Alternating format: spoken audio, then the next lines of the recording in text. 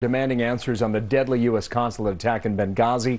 After 2 weeks of ever-changing stories from the administration, they sent a letter to Susan Rice, America's ambassador to the UN, and read in part, "We look forward to a timely response that explains how the U.S. ambassador to the United Nations could characterize an attack on a U.S. consulate so inaccurately 5 days after a terrorist attack that killed 4 Americans." New Hampshire Senator Kelly Ayotte is a member of the Armed Services Committee, one of the 4 senators that signed that letter. And Senator, good morning to you there. Good morning, Bill. New Hampshire. I want to get to all this material back and forth as we go through this, but do you have any information as to whether or not the FBI is on the ground in Benghazi, Libya, going through the consulate or not?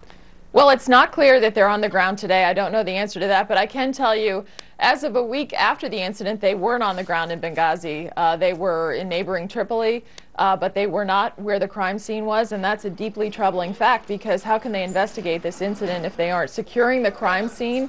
And usually that has to occur right after the event. We already know that a week after it, they weren't there yet. Well, I hope they're there now. What does that suggest if they are not? Well, I don't know how you can do a full investigation if you can't be there to secure evidence at the scene and to be right where the event occurred to ask questions. My background's as a prosecutor, and I can tell you the first thing that you need to do is right at the beginning of the event, you've got to get the accounts, you've got to make sure the evidence is secure. The fact that they haven't been there is deeply troubling. Could it be that it's still not safe? Well, it could be that suggests that. Obviously, there has to be a reason why our FBI didn't go there immediately.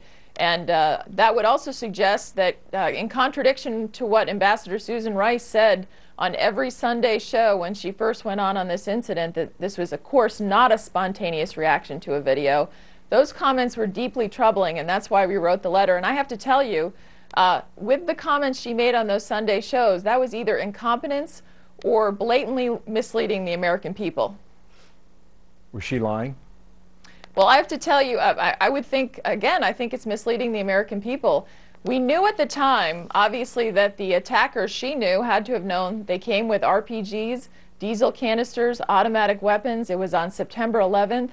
They know that the head of Al-Qaeda had issued a video before 9/11 really crying out over the death of his second in charge, who was a Libyan terrorist, and warning and calling for terrorist attacks. So that should have been warning enough. And of course, there had been several incidences in Libya in May and June on the Red Cross, the British ambassador to Libya, as well as our own compound, that should have given them warning that this type of event is coming. We've got to get to the bottom of this and get a full accounting of it. You are convinced this was terrorism, and in the end you may be exactly right about that. Hillary Clinton came a step closer to calling it just that.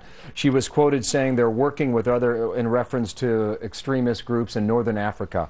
They're working with other violent extremists to undermine the democratic transitions underway in North Africa, as we tragically saw in Benghazi. Is that about as close as she has come, and what do you make of that? Well, what I make of it is that yesterday she said she believed there was a link between Al-Qaeda in North Africa and this incident. Obviously, anything involving Al-Qaeda would reek of a terrorist incident. And of course, what we see is ever-changing stories from this administration. It goes again to the initial story that the administration told, claiming that it was a spontaneous reaction.